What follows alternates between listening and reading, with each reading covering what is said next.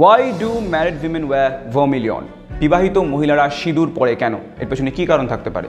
Any guesses?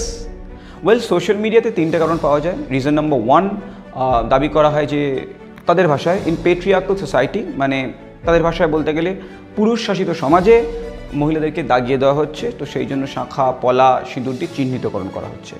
Second category of people they totally disagree. তারা বলা হয় যে না, তারা বলছে যে এটা দৈব আদেশ, স্বামীর কল্যাণের জন্য, সংসারের কল্যাণের জন্য তারা সিঁদুর পরছেন, শাঁখা পলা ইত্যাদি পরছেন। And the third kind of people, তারা বলছেন এটা ভালোবাসার স্পর্শ, অনুরাগের ছোঁয়া। নাও, আমি একটা জিনিসে বিশ্বাস করি, অ্যাজ এ লয়ার আমাদের শেখানো হয় আস্ক কোয়েশ্চেন্স, রাইট? মোটিভ কী হতে পারে, রিজন কী হতে পারে। অ্যান্ড অ্যাকর্ডিং টু মি, আমি যা রিসার্চ করেছি, আমি ক্লেম করছি না যে this is the right answer, no. According to me যেটা বুঝতে পেরেছি যে most of the Indian ancient customs, this is also a custom based on science. এর পেছনে সাইকোলজি অ্যান্ড বায়োলজি খুব গুরুত্বপূর্ণ একটা রোল প্লে করে, শাঁখা পলা সিঁদুর ইত্যাদির পেছনে। So let me tell you কী ধরনের জিনিস কাজ করে। তো আমরা মানুষরা হচ্ছি উন্নত শ্রেণীর জীব। উন্নত শ্রেণী মানে যারা বহুকোষী জীব, মেরুদণ্ডী প্রাণী, রাইট? তারা উন্নত শ্রেণীর জীব। তো দেখা যায় উন্নত শ্রেণীর জীবের মধ্যে যারা পুরুষ হয়, মেল, তারা স্ত্রীদেরকে অর্থাৎ ফিমেলদেরকে আকৃষ্ট করার চেষ্টা করে। এটা অপোজিট রেয়ারলি হয়, সেটা এক্সেপশন, সেটা নিয়ম নয়। উদাহরণ দিয়ে বলা যেতে পারে, সিংহ যুদ্ধ করে, যুদ্ধে যে সিংহ জেতে সে প্রাইডের লিডার হয়। প্রাইড মানে সিংহের group, and he gets two mate with the females. যদি হরিণদের এক্সাম্পল নিই, পুরুষ হরিণরা বড় বড় শিং নিয়ে লড়াই করে একে অপরের সঙ্গে, যেতে সে মেয়েদেরকে আকৃষ্ট করে। বাইসনদের মধ্যে বলতে গেলেও দ্য সেম হয়, শিঙে শিঙে মাথায় মাথায় ধাক্কা মারে প্রচণ্ড আওয়াজ হয়, হেভিলি ইনজিউর্ড পর্যন্ত হয়ে যায়। যে বাইসন আলটিমেটলি জেতে, যে পুরুষ জেতে, সে মেয়েকে নিজের দিকে আকৃষ্ট করতে পারে, অর্থাৎ মেয়েদেরকে আকৃষ্ট করার জন্য তারা লড়ছে। ইনফ্যাক্ট ময়ূরদের মধ্যে ময়ূরীকে একদম সুন্দর দেখতে হয় না, খারাপ দেখতে হয়। ময়ূরকে দেখতে হয় সুন্দর, এবং ময়ূর কিন্তু পুরুষ। ময়ূর করে কি, পেখম খোলে। ময়ূরীর কোনো পেখম হয় না। ময়ূর পেখম খুলে নাচে ময়ূরীকে আকৃষ্ট করবার জন্য। আর কোকিলদের মধ্যে মেয়ে কোকিল গান গায় না, যখনই গান গাইছে ওটা পুরুষ কোকিল মেয়ে কোকিলকে আকৃষ্ট করবার জন্য। ওদের মধ্যে নিজস্ব একটা ইন্ডিয়ান আইডল চলছে কোকিলদের মধ্যে, দে আর লাইক অন ডিফারেন্ট লেভেল। ময়ূরদের মধ্যে নিজস্ব ডান্স ইন্ডিয়া ডান্স চলছে, আর এদের মধ্যে ফাইট ক্লাব। তো যাই হোক, কেউ গান গেয়ে, কেউ নেচে, কেউ ফাইট করে ফিমেলদেরকে আকৃষ্ট করে। কাজেই চান্সেস মানুষের ক্ষেত্রেও একজন পুরুষ গিয়ে একজন মহিলাকে প্রপোজ করে আই লাভ ইউ বলার চান্স অনেক বেশি উল্টোটা হওয়ার থেকে। তার মানে কি মেয়েরা ছেলেদেরকে প্রপোজ করে না?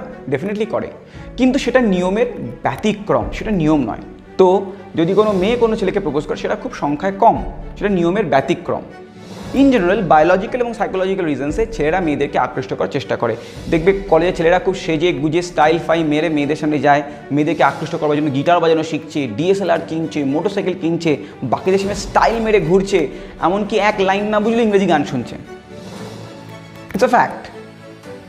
তো প্রাচীন ভারতে এরা সেই বায়োলজিক্যাল অ্যান্ড সাইকোলজিক্যাল ফ্যাক্টটা বুঝতো যে বেশিরভাগ স্তন্যপায়ী প্রাণী বা বেশিরভাগ আধুনিক প্রাণী, তাদের মধ্যে পুরুষরা স্ত্রীদেরকে আকর্ষণ করার চেষ্টা করে, মেয়েরা যায় না, ছেলেরাই গিয়ে তাদেরকে আকৃষ্ট করার চেষ্টা করে। কাজেই একটা মেয়ে গিয়ে একটা ছেলেকে প্রপোজ করার চান্স কম, কিন্তু একটা ছেলে গিয়ে একটা মেয়েকে প্রপোজ করার চান্স বেশি।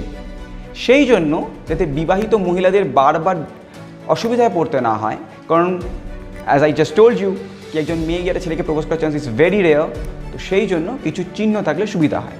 তো মোটামুটি পৃথিবীর বেশিরভাগ কালচারে, বেশিরভাগ রিলিজিয়নে, বেশিরভাগ কালচারে, বেশিরভাগ এথনিসিটিতে বিবাহিত মহিলাদের চিহ্নিতকরণের জন্য কিছু আলাদা আলাদা সিস্টেম থাকে।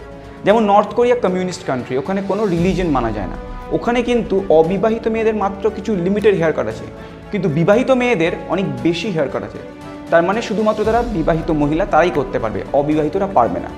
আফ্রিকান বহু ট্রাইব কমিউনিটির মধ্যে রয়েছে শুধুমাত্র বিবাহিত মহিলারাই দুটো গাল ফুটো করতে পারে, কি শুধুমাত্র বিবাহিত মহিলারাই নাক ফুটো করতে পারে, কোথাও শুধুমাত্র বিবাহিত মহিলারাই কানে একটা পার্টিকুলার ফুটো করতে পারে, বা শরীরে বিশেষ ট্যাটু করতে পারে, যেগুলো অবিবাহিতরা পারবে না।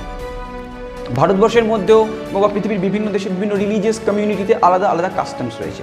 যেমন ভারতবর্ষে হিন্দু রিলিজনে আমরা দেখি, মানে সনাতন ধর্মে আমরা দেখি কেবলমাত্র বিবাহিত মহিলারাই সিঁদুর পরতে পারে। এবার কোনো কোনো কালচারে মঙ্গলসূত্র ব্যবহার হয়, বাংলার ক্ষেত্রে শাঁখা পলা নোয়া ইত্যাদি ব্যবহার করা হয়। এবার প্রশ্ন আসি, তাহলে সিঁদুরের রং লাল কেন? নীল, সাদা, হলুদ সব কিছু হতে পারে, ওয়াই ইটস রেড? আবার সায়েন্স। তো ব্রিটিশ পিরিয়ডে রেলওয়ে ডিপার্টমেন্টস লাল রং করা হতো, গভর্নমেন্ট স্কুলস লাল করা হতো, পোস্ট অফিস লাল রং করা হতো। সরকারি বিল্ডিং মূলত লাল করা হতো। ইনফ্যাক্ট একটা সময় যখন কেমোফ্লাজের কনসেপ্ট আসেনি, ব্রিটিশ সোলজাররা লাল রঙের ড্রেস পরতো, রাইট? কেন? Any guesses? কারণ এক তো লাল রঙের একটা নিজস্ব কেতা রয়েছে, তার থেকে বড় কথা লাল রং অনেক দূর থেকে দেখা যায়।